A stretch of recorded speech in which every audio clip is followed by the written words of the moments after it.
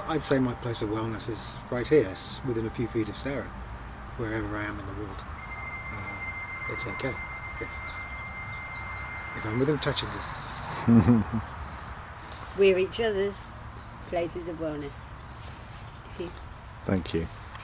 There's a haiku that I really like. It's one of the most famous haiku that's about.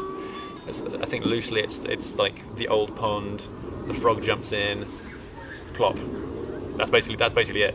And I think of that too, connected to it. It's just that it's the sort of the stillness and the sudden break in the surface, if you like, and almost watching the ripples kind of travel across to the other side of the pond. It's almost like counting sheep, to sort of imagine that image and then imagine sort of the ripples as they travel to the edges of the pond.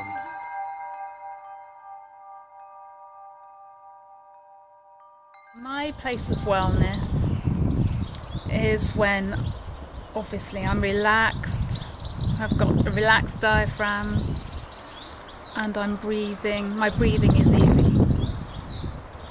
do quite a bit of exercise through the week, but my true place of wellness, I would say, is my Thursday night yoga session, where you subordinate your body and your mind to a guru, step completely outside of yourself and find the stillness within. And yes. And who's your guru? My guru is quite a well-known yoga teacher in Brighton, Louise Beglin, who's an ex-Iyengar teacher, now teaching Hatha, and a fantastic advert for the rejuvenating powers of yoga. Yeah. And peace of mind. How old is she? In fact, 72, which usually leads to jaws dropping and so on. So a fantastic inspiration to all of us students, and a calm and discipline. Alex, tell me what you told me about your place of wellness, which happened, or anything else. But I imagine. When I turned 40, a group of girlfriends and myself, we decided to go to New York. It wasn't actually my first place choice, but I got really excited about it. We did lots of research, and then Hurricane Sandy hit, and our trip was postponed. And 6 months later, we were able to go back and see New York, but because of the hurricane, Ellis Island was not accessible, and the Statue of Liberty, which is where I'd really, really wanted to go, not exactly sure why, but I just got it in my head, I wanted to go and see it, was obviously then not accessible on the island. So I did a bit of research, and it turned out that a helicopter trip was the best way to go. But they were a little bit out of my price range, the really good ones. So at last minute I saw this discounted deal that I had no idea had so many terms and conditions that it was really unlikely you'd be able to fly. And I booked it, and when we got to New York, it was me alone. My friends weren't going to be part of this, they were doing other things that day. It was our free time day.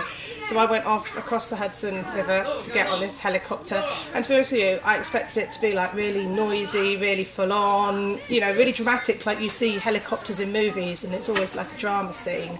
And it was the exact opposite of what I'd imagined, because getting in and out of the helicopter is quite sort of energetic and noisy, but as soon as you're in, you have these ear protectors on that cut out almost all the sound. So as we lifted off, there was suddenly this dazzling silver Hudson River, because it was the first day that they had an early heat wave, and it suddenly was gloriously sunny where it had been grey for months, and everyone was in such a good mood, and this beautiful, beautiful shiny river and the sun reflecting off it, and all you could hear in your ears was the helicopter propellers going round, but because of the headphones it was like whoomp, whoomp, whoomp. So instead of like the busy New York, the city that never sleeps, it sort of felt like you were flying over this strange, beautiful scene, and the light reflecting off the sunscrapers and the whoomp, whoomp, whoomp in your ears sort of sounded more like a heartbeat, and you could get really over the top about it. But I remember just sitting there almost forgetting to take photos after finally having got there, because it was just so amazingly peaceful, and it was the last thing I expected in one of the busiest cities in the world. Thank you very much. Actually,